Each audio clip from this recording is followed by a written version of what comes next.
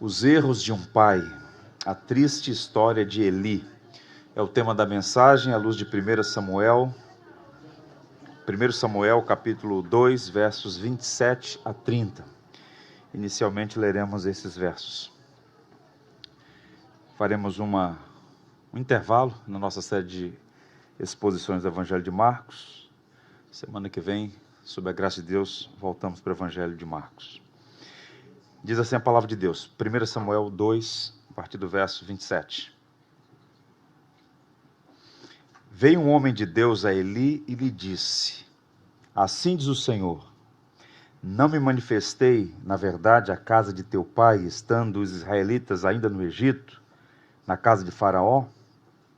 Eu o escolhi dentre todas as tribos de Israel para ser o meu sacerdote, para subir ao meu altar, para queimar o incenso e para trazer a estola sacerdotal perante mim. E dei à casa de teu pai todas as ofertas queimadas dos filhos de Israel. Por que pisais aos pés os meus sacrifícios e as minhas ofertas de manjares, que ordenei se me fizessem na minha morada?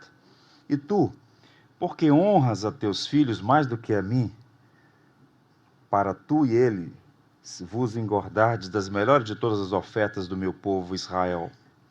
Portanto, diz o Senhor Deus de Israel, na verdade, dissera eu que a tua casa e a casa de teu pai andariam diante de mim perpetuamente. Porém agora, diz o Senhor, longe de mim tal coisa, pois que aos que me honram, honrarei, porém aos que me desprezam serão desmerecidos. Que o Senhor nos abençoe. A paternidade, de fato, é uma bênção, é um dom, é um sinal da graça. O Criador e Autor da vida concede aos homens o privilégio de ser pai. Essa é uma bênção, sem dúvida alguma, mas é uma bênção que vem acompanhada de grande responsabilidade. E essa não deve ser vista como uma frase protocolar. É realmente uma grande responsabilidade ser pai. E o exercício da paternidade é um ministério de grande importância que tem uma afetação em várias áreas da vida. Eu diria que o sucesso ou fracasso desse ministério tem implicações diretas no lar, na igreja e na sociedade. À luz do Evangelho, aos olhos de Deus, cada pai é um pastor no seu lar, um sacerdote, um catequista, um instrutor, alguém que tem a missão de governar a sua família. Portanto, nós precisamos olhar para as páginas das Sagradas Escrituras, que para nós é o Tribunal Supremo da nossa consciência, baliza de nossas decisões, e aprender com aqueles que nos precederam. Aprender com os acertos, e nós temos muitos homens que acertaram, mas também com os erros, com as falhas, com o propósito de não repeti-las. E hoje pela manhã nós vamos meditar sobre a família de um homem chamado Eli, um sacerdote de Israel, no período ainda pré-monárquico, que tinha tudo para dar certo, que tinha todas as condições de liderar adequadamente a sua família, mas por algumas razões, o final é triste. O final daquele processo não foi bom. Ele fracassou no maior dos ministérios e cometeu erros que nós não podemos repetir. E antes de identificar quais foram aqueles erros que devem ser observados, repito, para não repeti-los, vale a pena ainda, a guisa de introdução, checar que havia em Eli algumas virtudes, predicados. Ele era um homem certamente com virtudes. Vejam, primeiro, diante de tudo, ele era um homem crente, ele era da aliança. Ele não era um ímpio, ele não era um pagão, ele conhecia o Senhor. Ele era um sacerdote, ele representava o povo diante de Deus, ele instruía o povo na lei do Senhor e intercedia pelo povo. Naquele momento, ele era a figura de maior autoridade em Israel. Ele estava em Siló e a partir dali havia uma direção espiritual para o povo.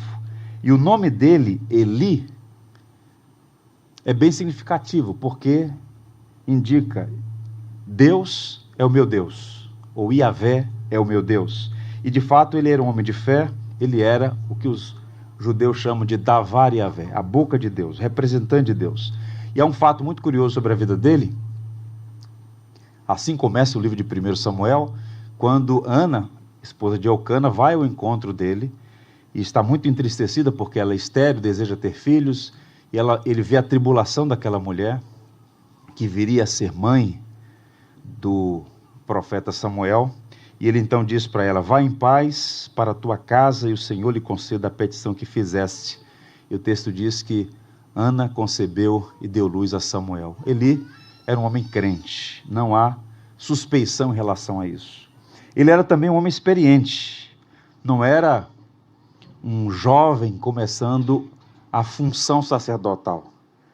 Ele era experiente, ele exerceu esse ministério por 40 anos. Por 4 décadas ele foi a figura central na religiosidade de Israel.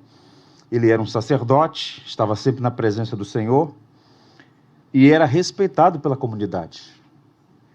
E outra coisa, ele era também muito capaz. Ele não era inconstante, ele não vacilava nas suas decisões. Repito, por 40 anos ele foi o sacerdote, era um homem estável em seu trabalho, um líder entre o seu povo. Assim sendo, quando a gente olha esse quadro geral, ele tinha tudo para exercer bem esse ministério dentro do lar. Era crente, era um líder, era experiente, era de uma linhagem sacerdotal. Seus filhos cresceram num ambiente sagrado, e não obstante a isso, os filhos de Eli tropeçaram, pecaram contra o Senhor, e a família teve um fim muito triste. E quais foram os pecados dos filhos de Eli? O texto não menciona a esposa dele, mas os filhos são mencionados pelo nome, Ófnis e Finéias. No verso 12 do capítulo 2, o texto apresenta uma informação muito triste para um filho de sacerdote, para os filhos de Eli. Eram, porém, é um contraste, os filhos de Eli, filhos de Belial, e não se importavam com o Senhor.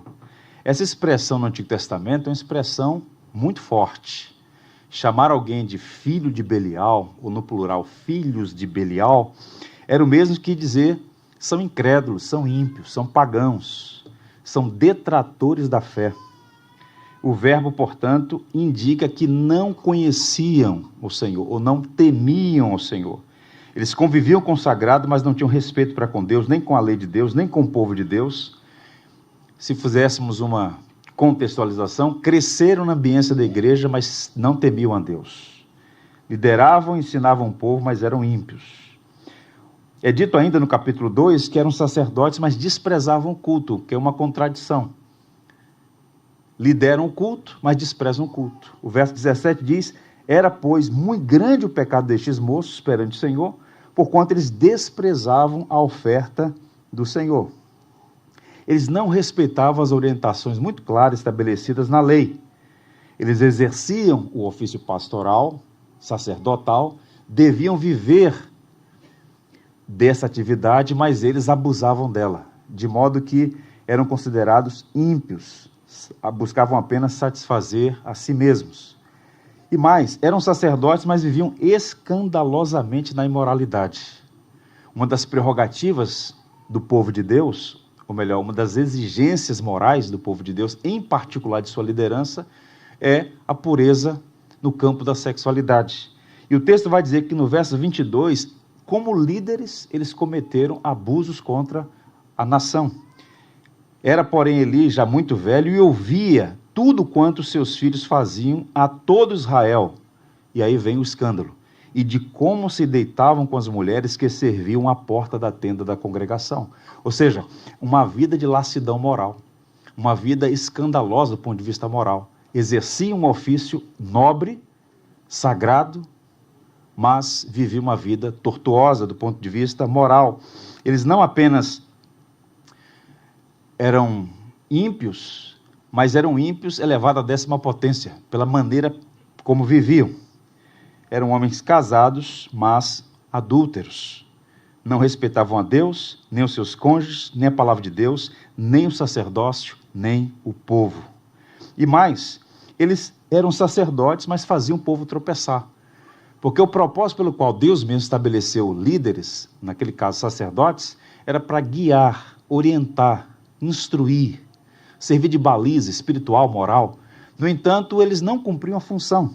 Porque o verso 24 vai dizer: não, filhos meus, porque não é boa fama que ouço, estáis fazendo transgredir o povo do Senhor. Em outras palavras, eles conduziam o povo na contramão daquilo que a palavra de Deus estabelecia.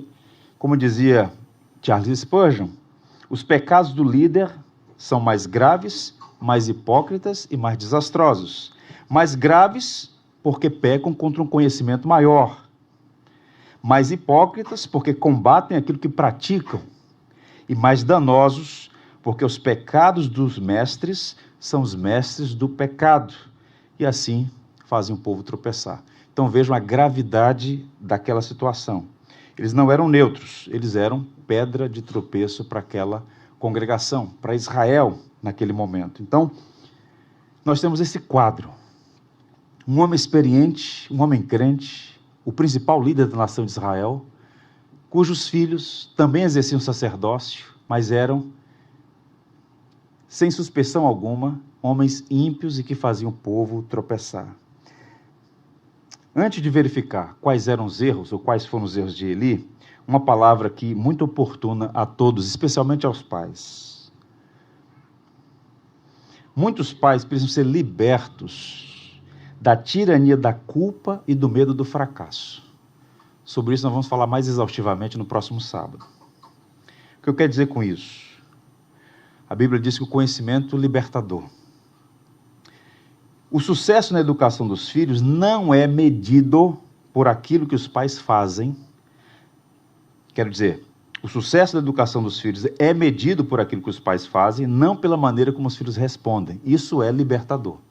Porque, vejam, nós sabemos que existem pessoas, existem crianças, vamos colocar nesses termos, criadas com afeto, com amor, com excelente instrução bíblica, que ao crescerem abandonam a fé.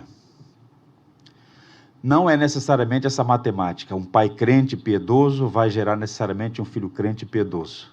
Nós temos o caso de Samuel também. Nós temos outros elementos no Antigo Testamento e no Novo Testamento também, cujos filhos não responderam adequadamente, não tiveram a sabedoria de imitar a fé dos seus pais. O contrário também é verdadeiro.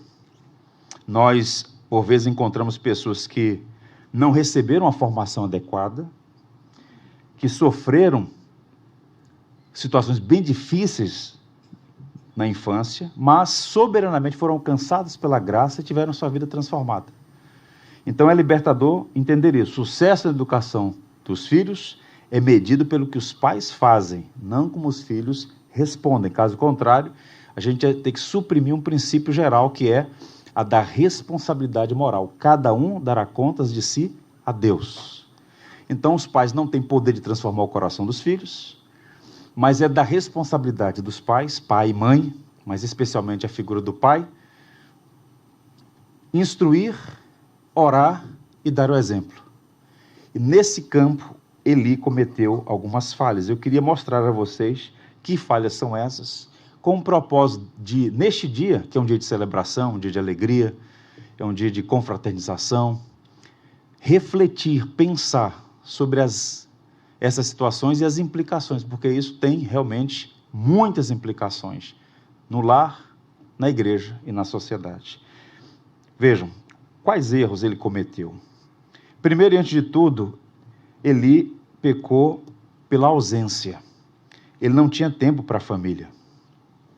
Ele ocupava uma função que exigia muito do seu tempo. Ele foi sacerdote e também juiz de Israel. Volto a dizer que aquele é o período pré-monárquico.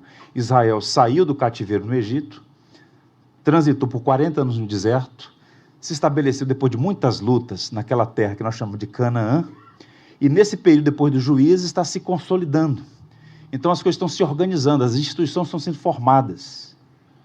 Então a função dele era uma função muito importante. E ele exerceu por 40 anos. Era o principal nome no Estado de Israel em formação. Então certamente era muito ocupado com os negócios do povo de Deus e com as coisas de Deus.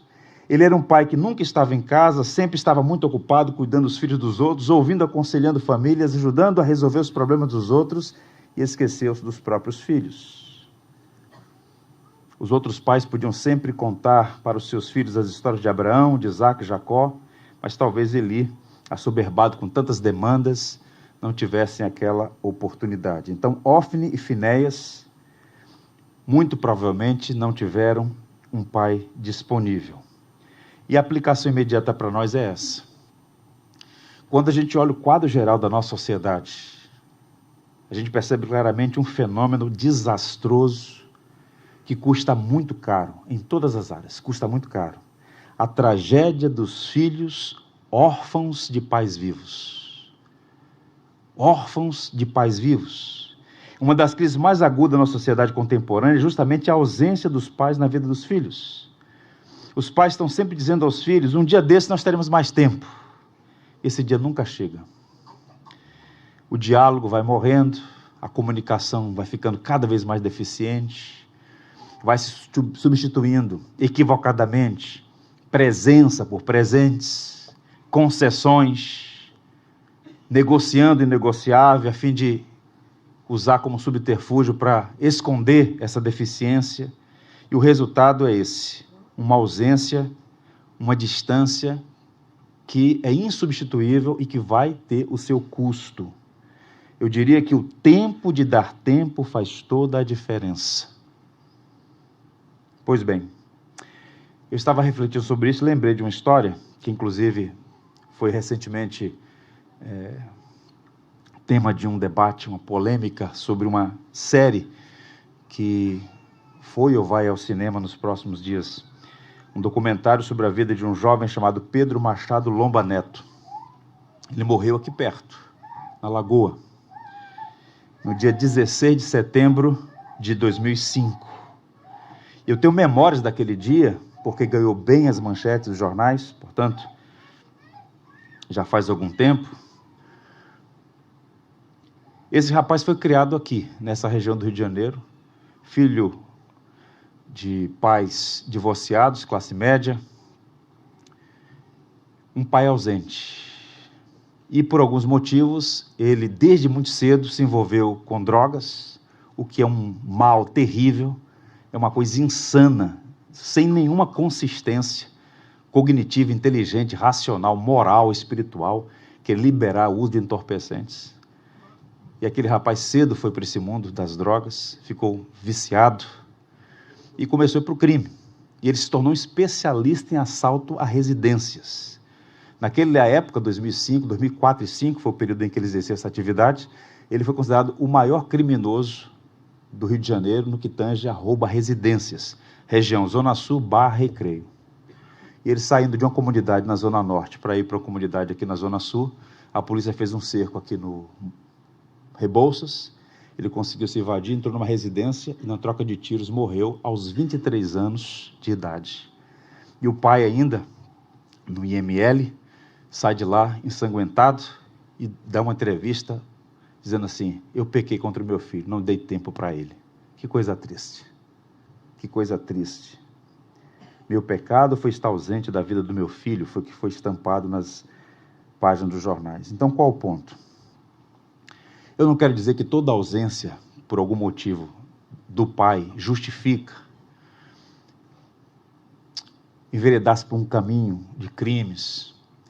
Não quer dizer que a ausência de um pai determina o fim trágico daquele que foi alvo dessa ausência, mas isso tem muitas implicações. E qual é a dinâmica do mundo moderno? É preciso entender que nós vivemos num mundo caracterizado pela velocidade, pela pressa. Todo mundo está lamentando a falta de tempo. As pesquisas indicam que nos últimos anos aumentou 100% o número de lares em que uma única renda não é suficiente para manter a família. Os custos mudaram, aumentaram substancialmente, as demandas, as necessidades, inclusive as frivolidades. Então você tem agora mãe e pai na rua, trabalhando. cada vez mais ausente da vida dos filhos. E com isso falta tempo para estar com a família, falta tempo para as refeições diárias juntos. E nessa dinâmica da família urbana dos grandes centros, o urgente toma o lugar do importante. E qual a diferença entre o urgente e o importante? Charles Rimmel, num clássico Livres da Tirania da Urgência, ele diz assim: a urgência é uma necessidade imediata, que exige uma resposta na hora. Se é urgente, tem que ter uma resposta. Aquilo que é urgente pode tomar horas do seu tempo. O importante nem sempre exige uma ação imediata. E é por essa razão que vai sendo deixado de lado. O relacionamento com os filhos não é urgente, mas é sumamente importante. Percebe a diferença? Surge uma demanda, uma urgência, vou tratar. Mas o que é urgente nem sempre é importante.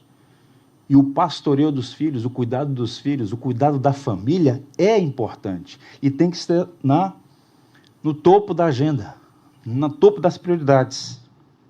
Para citar outro conselho sábio, C.S. Lewis diz: põe as primeiras coisas em primeiro lugar e teremos as segundas a seguir. Põe as segundas coisas em primeiro lugar e perderemos ambas. Então, existe uma escala de prioridade. Se o Senhor estiver em primeiro lugar na sua vida, se a sua família tiver prioridade na sua agenda, as demais coisas serão acrescentadas. Então, temos que tomar muito, mas muito cuidado para ajustar a nossa agenda, não pela urgência, não pela tirania das circunstâncias, mas por aquilo que é mais importante. Porque a vida é um sopro, é uma neblina que passa. E como nenhum de nós tem gerência da vida, todo dia pode ser o último dia com as pessoas a que mais amamos. Portanto, nós precisamos considerar isso. Ele fracassou no seu lar porque os seus filhos não eram prioridade. Isso não é uma inferência irresponsável. É uma leitura honesta, quando a gente olha o quadro geral, e é uma tradição no estudo judaico-cristão de enxergar ele ali como é que foi muito bem sucedido na sua atividade ministerial, digamos assim, mas fracassou no seu lar. Eu li para os irmãos, há um tempo atrás, um texto, um artigo que escrevi sobre esse tema, sobre essa necessidade. Eu li um livro de um advogado muito bem sucedido, um dos mais respeitados em Nova York, na ocasião em que ele foi premiado numa dessas associações que premiam os melhores na área. E no discurso desse advogado, ele leu um texto falando do papel do pai dele naquele prêmio. E eu vou ler para vocês, é apenas um parágrafo. O texto chama-se O Melhor Presente. O maior presente que eu já recebi foi uma pequena caixa que recebi de meu pai em um Natal. Uma pequena caixinha. Dentro estava um recado que dizia: filho, este ano darei a você 365 horas, 1 hora a cada dia depois do jantar. É sua. Faremos aquilo que você quiser. Falaremos sobre o que você quiser falar. Iremos para onde você quiser ir. Brincaremos com o que você quiser brincar. 1 hora cativa, somente sua. Meu pai não somente guardou aquela promessa, mas a cada ano ele a renovou. E é o melhor presente que recebi na minha vida. Eu sou o resultado do tempo que meu pai me deu. Então, ouçam, irmãos, dê tempo para a sua família. Não sei em que estágio você está da vida. Talvez alguns aqui com os filhos já criados, alguns já curtindo os netos, a sobremesa da vida, dizem, né? Eu não sei em que estágio da vida você está, mas não importa. Dê tempo para a sua família. Ouça essa palavra da parte de Deus. Dê tempo para a sua família. Aprenda a valorizar seus filhos, seu cônjuge, seus pais, seus avós. Tesouro de Deus. Não são perfeitos, como você também não é. Mas a família não é um engenho humano. A família é um projeto de Deus. E nós precisamos valorizar o que Deus valoriza. Segundo erro que ele cometeu e que devemos evitar, a omissão. Ele foi um pai negligente. Tem relação com o que eu acabei de dizer. O fracasso dele se deu, em alguma medida, por essa negligência. E isso não aconteceu da noite para o dia, foi um processo.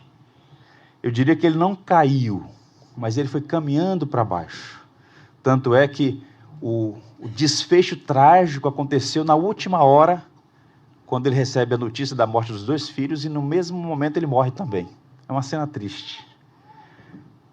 Nem sempre que um servo de Deus, ou uma serva de Deus, sempre que um servo de Deus, ou uma serva do Senhor, se extravia, se desvia do caminho, veja como a providência age. O Senhor levanta meios para advertir, para corrigir, para exortar, para trazer de volta. E o Senhor usou 3 meios para corrigir ele, para trazê-lo de volta. E nós temos uma dificuldade com correção, nós temos dificuldade com advertência. Nós somos criados nessa bolha de só ouvir o que é agradável. E por vezes o que é indigesto precisa ser ouvido para o nosso próprio bem. E quais foram os meios que Deus usou para adverti-lo e ele não deu ouvidos? Primeiro, a advertência veio do povo, do público geral. Era do conhecimento das pessoas. Por quê? A atividade daqueles homens era atividade pública, culto público. Eles eram sacerdotes em Israel. E naquele momento da história, o culto de Israel estava no epicentro da vida nacional. Não era uma sociedade secularizada, era uma teocracia. A lei de Deus regia a sociedade. Então, o culto em Siló era central. Quem eram esses homens? Os filhos de Eli, o principal sacerdote de Israel.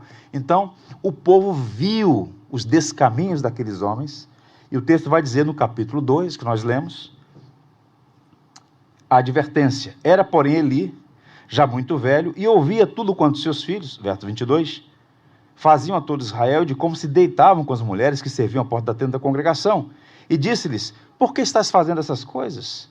Pois de todo este povo ouço constantemente falar do vosso mau procedimento. Não, filhos meus, porque não é boa fama que esta que ouço. Estás fazendo transgredir o povo do Senhor. As pessoas comentavam. As pessoas falavam daquele comportamento inadequado dos filhos de Eli. Então a obra de Deus foi prejudicada por causa deles, e a advertência veio por meio do povo, mas eles fizeram-se surdos. Qual é a aplicação aqui? Muitos pais são advertidos pelos irmãos, pelos amigos, por familiares, por professores, que agora não podem mais fazer nenhuma crítica aos alunos, porque mudou-se, inverteu-se completamente as coisas. E os pais fazem vista grossa, né? Ficam até chateados, né? Meu filho não faz isso, não aceito isso. A disciplina é um ato de amor e é necessário. A disciplina libertadora. Onde não há disciplina, a fatura vai chegar e vai chegar pesada. A advertência veio do povo, eles não deram ouvido. A advertência veio por meio de um profeta anônimo. Nós sabemos o nome, mas no verso 29 é dito assim: e tu, porque honras a teus filhos mais do que a mim, para tu e eles vos engordardes das melhores de todas as ofertas do meu povo, Israel. Um profeta anônimo procurou Eli e disse: olha, você está cometendo um erro. Você está honrando mais a seus filhos do que a mim. Gente, como isso é comum. Em nome da afeição e do amor pela família, honrar mais os filhos do que o próprio Deus. Isso pode acontecer. Ele está sendo advertido a tomar cuidado, porque o maior bem que um pai e uma mãe pode fazer pelos filhos é mantê-los na verdade, não fazer concessões. Aponta para a autoridade da sentença. Assim diz o Senhor. O profeta então disse: você está honrando mais os seus filhos do que a mim. Voddie Baucham, outro autor muito bom, que escreve muitos bons livros sobre esse assunto da família, Família Guiada pela Fé, e outros livros bons nessa área, ele diz assim: Eli serve de advertência perpétua aos pais negligentes, que não se envolvem nem se comprometem. O pecado dele era mais caracterizado pela omissão. Os riscos são altos demais para a passividade na liderança no lar. Não pode ser negligente, tem que ser firme. E a advertência final vem através do próprio Deus, no capítulo 3, no capítulo subsequente, quando Deus vai ao encontro do jovem Samuel, dá uma palavra sobre o que ele vai fazer à casa de Eli. Samuel, um garoto, fica estarrecido com a notícia. Ele então pergunta para Samuel: o que é que o Senhor te disse? Não me esconda nada. E então Samuel dá a palavra para Eli, uma palavra dura, uma palavra forte. Os versos 11 e 13 do capítulo 3 são palavras muito, muito duras. Eli foi omisso em corrigir os seus filhos, diante de tantas advertências, e ele então pagou um preço muito alto por conta disso. Penso que a omissão é o pavimento da estrada em direção à tragédia. Não podemos ser negligentes. Quando nós pensamos, por exemplo, no chamado de Abraão, né, pai do povo hebreu, o Senhor diz para ele: sai da tua terra para a terra da tua parentela, para uma terra que eu vou te mostrar. Deus promete a ele um filho, a partir do qual vai formar uma grande nação. Esse chamado de Deus, essa aliança de Deus com Abraão, é uma coisa linda, profunda do ponto de vista teológico. Mas tem uma coisa que por vezes passa assim, de largo, na nossa leitura sobre a vida de Abraão. É quando Deus traz à memória de Abraão a sua função primária: governar a sua casa. Gênesis 19:18 diz assim: porque eu te escolhi para que ordene a seus filhos e a sua casa depois dele, a fim de guardarem o caminho do Senhor e praticarem a justiça e o juízo. Então Abraão foi advertido para ser o pastor do seu lar. Não pode ser omisso. Você tem que governar bem a sua casa. Você tem que dirigir bem o seu lar. Então, digo que educar os filhos é uma tarefa difícil, porém é mais fácil do que consertar, do que remendar os homens na estrada. Então é preciso ter essa perspectiva diante de nós. Cuidado com a negligência. Não pode fugir dos seus deveres. Existe esse fenômeno hoje que é chamado de terceirizar serviço, né? E os pais não podem cair no engano de terceirizar aquilo que é obrigação dos pais. Escola ensina. Verbo ensinar. Geografia, matemática, química, física, álgebra. Quem educa é a família. E o pai cristão, a mãe cristã tem que educar a partir de lentes do evangelho, de uma cosmovisão cristã. Nós estamos na Babilônia. Nós vivemos numa cultura hostil ao evangelho. Nós vivemos num mundo que não teme a Deus. Nós não podemos transferir para os professores ensino de princípios e valores da nossa fé. Eles não vão fazer isso, não é a função deles fazer isso. O que eles fazem, e muitos deles fazem, é paganizar os nossos filhos. Então, 1 hora na igreja, 2 horas no domingo, meia hora numa sala de estudos bíblicos é insuficiente. Tem que ter catequese. Nós evangélicos abandonamos muitas nobres palavras da nossa tradição, uma delas é essa, catequese. Uma das primeiras coisas que o William Bagby fez no Brasil, nosso missionário chegou aqui em 1881, março de 1881, foi traduzir um catecismo para criança. A palavra catecismo vem do latim, significa instrução. Não é coisa de romanista, é coisa de cristão. Um instrumento testado e aprovado pelo tempo, uma série de perguntas e respostas ancoradas nas escrituras para a criança memorizar verdades. Tem que catequizar, tem que instruir. A criança aprende idiomas, ela aprende matemática, ela aprende a tabela periódica. Ela pode e deve aprender teologia. Ela pode e deve aprender a defender a sua fé. Ela pode e deve aprender a ser misericordiosa, a ser amorosa, a exalar o bom perfume do evangelho. Onde será aprendido isso? Sim, no culto corporativo, por meio da pregação expositiva, mas é insuficiente. Essa catequese tem que ser diurna, noite e dia e noite, todo dia, o dia todo, e o responsável por esse ministério é o pai, é a mãe. E não adianta simplesmente formar o seu filho na melhor universidade do Brasil, ter os melhores diplomas, garantir patrimônio e a herança para eles. Se eles não tiverem o evangelho, estarão perdidos completamente. Você simplesmente vai oferecer inadvertidamente, sem intenção, recursos para a própria desgraça deles, se eles não tiverem o evangelho. Mas se tiverem o evangelho, podem tirar tudo, mas não tiram o principal, que é Cristo. Portanto, não sejam negligentes, que Deus nos livre disso. E por fim, a conivência. Desses pecados todos, a conivência é o mais grave pecado de Eli. Ele foi cúmplice dos pecados dos filhos. Uma pessoa conivente, a ideia aqui é essa: fingir não ver ou encobrir o mal praticado. O que é uma pessoa conivente? É que ela faz justamente isso. Finge não ver ou encobre o que está acontecendo. E no verso 29, Eli é acusado de ser conivente com o pecado dos seus filhos. E tu, por que honras a teus filhos mais do que a mim? Para tu, e qual é a acusação agora? E eles vos engordardes das melhores de todas as ofertas do meu povo. Em outras palavras, volto a dizer, eles eram assistidos, eles eram mantidos naquela estrutura pela contribuição do povo de Deus. Mas os filhos de Eli, que eram filhos de Belial, eram ímpios, eles faziam além do que era permitido. Eles usavam indevidamente aquelas ofertas que eram levadas para o sacrifício pelo povo de Deus. E o texto vai dizer que Eli também se aproveitava disso. Ou seja, ele acabou endossando a prática pecaminosa dos seus filhos, à medida que ele aceitou também receber aquilo que era indevido. Então, é uma aplicação grande para a gente aqui.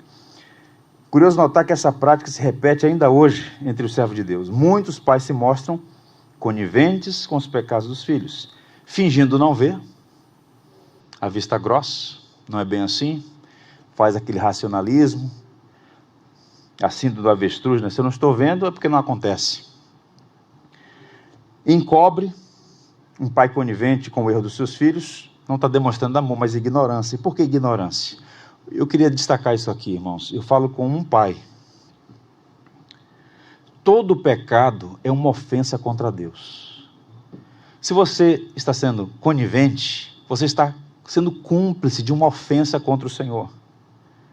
Todo pecado evoca, exige juízo de Deus, traz consequências. Existem leis físicas, existem leis espirituais. Pecado contra Deus exige juízo. E só o arrependimento e a confiança em Cristo pode sustar o juízo. Portanto, não vale a pena ser bonachão, não vale a pena fazer vista grossa, não vale a pena fazer subsídios ou promover subterfúgios para fingir que nada está acontecendo. Um pai sábio põe limites e o faz por amor aos filhos. E dar limite aos filhos pode ser um dos mais valiosos presentes que um pai pode dar. E esse presente está ao alcance de qualquer pai. Tem um clássico na literatura chamado Ouse Disciplinar. É um livro que já tem mais de 30 anos, escrito por um autor chamado James Dobson. É um dos mais importantes nomes nos Estados Unidos no que tange a educação familiar. James Dobson. Tem vários livros publicados, o clássico é esse, Ouse Disciplinar. E a história que ele vai contar tem relação com o que ele recebeu do pai dele. O pai dele era um pastor, e o pai dele exercia aquilo que ainda há pouco disse aos irmãos, a prática do culto doméstico, do culto familiar, catequizando, orando, instruindo, estando perto, presente, servindo. Então ele cresceu nessa ambiência. Mas em algum momento, na adolescência dele, do James Dobson, aquele rapaz se extraviou, o coração ficou blindado. Deus não tem neto, Deus tem filhos. Se seu filho não é crente em Jesus Cristo, Deus não tem neto. Cada um tem que ter a sua própria experiência com Deus. E ele percebeu, o pai dele percebeu que o James não tinha um coração convertido. E o que esse pai fez? Vejam vocês. O pai dele pediu licença da igreja que pastoreava por 1 ano. Meus irmãos, eu não posso continuar pastoreando e perder o meu filho. Eu vou dedicar tempo integral à catequese do meu filho. Ele ficou 1 ano cuidando do filho dele. Ele diz, olha, eu sou resultado dessa intervenção que meu pai fez na minha vida. Se converteu, cresceu, construiu família e hoje é uma das referências no campo da educação familiar. O livro de Provérbios diz assim, corrija seus filhos enquanto eles têm idade para aprender. Porque chega um momento em que fica mais difícil. Por isso é preciso entender o que Paulo disse para os filipenses. O que também aprendestes e recebestes e ouvistes e vistes em mim, isso praticai, o Deus da paz será convosco. Está aqui o instrumento da formação de um ser humano. O que você aprendeu, o que você recebeu, o que você ouviu, o que você viu em mim, isso você pode praticar e Deus será contigo. Está aqui o desafio dos pais. Ensinou, o filho recebeu, ouviu, viu no próprio catequista, no próprio pai, e então Deus da paz foi com ele. Que benção. Eu encerro dizendo o seguinte, irmãos, a família de Eli acaba em tragédia porque pensou que podia ser neutra naquele processo. Não. Ideias têm consequências, escolhas têm consequências, e os filhos de Eli sofreram as consequências dos seus próprios erros. Houve uma batalha contra os filisteus, e 4.000 homens tombaram no campo de batalha, 4.000 homens. O comandante volta e diz, olha, estamos perdidos, os filisteus são mais fortes do que nós. Só uma maneira de nós derrotarmos, se o Senhor for conosco, nós precisamos levar a arca da aliança. E então, numa mentalidade pagã, eles levaram a arca da aliança, só podia fazer esse transporte os sacerdotes. Ofni e Finéias foi carregando a arca da aliança para o meio do campo de batalha. Os filisteus se levantaram, derrotaram os israelitas, 30.000 homens morreram, e naquele mesmo dia, os 2 filhos de Eli, Ofni e Finéias. Um filho da tribo de Benjamim vai até Siló, Eli já idoso, está sentado, aguardando notícias, ansioso. A informação chega, os filisteus nos derrotaram, 30.000 homens morreram, seus filhos morreram, e a arca da aliança foi levada pelos filisteus. Ele toma um susto, cai da cadeira e morre. Que coisa triste. Eu pergunto, por que essa história está registrada na Bíblia? Para a nossa advertência, para o nosso encorajamento, para que nós possamos olhar para isso e perceber que nós temos tudo, todos os caminhos, todos os recursos para cuidar adequadamente da nossa família, mas se houver omissão, negligência, ausência, conivência com o erro dos nossos filhos, de quem quer que seja, a fatura chega e ela não será boa. Eu encerro dando uma palavra aos filhos aqui. Não existe pai perfeito. Não existem pais perfeitos. A despeito de todas as falhas de seus pais, aprendam a honrá-los. Ame o seu pai, ame a sua mãe. Nem todos aqui são pais, mas todos aqui são filhos. Ame o seu pai, ame a sua mãe. Honra o seu pai e a sua mãe. É o primeiro mandamento com promessa. Agora aos pais, sejam sábios. Aprendam da palavra de Deus. Como ser um pai abençoador. Se você falhou, peça a Deus misericórdia. Siga em frente. A graça de Deus tem poder de restaurar relacionamentos. Que a misericórdia de Deus seja sobre nós, sobre os pais, sobre os filhos. Que o Senhor nos ajude. Oro como o salmista no Salmo 80. Restaura-nos, Senhor, Deus dos exércitos. Faz resplandecer o teu rosto sobre nós e seremos salvos. E que assim seja, para a glória de Deus. Vamos orar?